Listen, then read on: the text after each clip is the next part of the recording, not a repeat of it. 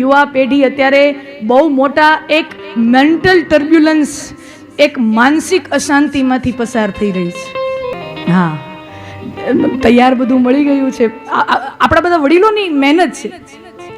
મારી ઉંમરની મને પણ અને મારી ઉંમરના બીજા પણ, હા, તૈયાર આપણને એર કન્ડિશન બંગલાઓ મળ્યા છે, તૈયાર આપણને એસી ગાડીઓ મળી છે, ને તૈયાર કદાચ એસી શોરૂમો ને એસી ફેક્ટરીઓ ને એસી દુકાનો મળી, તૈયાર મળી છે. આપણું મહેનત નથી આપણી એમાં. એન્ડ આ સ્વીકાર કરવો જોઈએ કે એમાં આપણી મહેનત નથી, આપણને તૈયાર મળ્યું છે.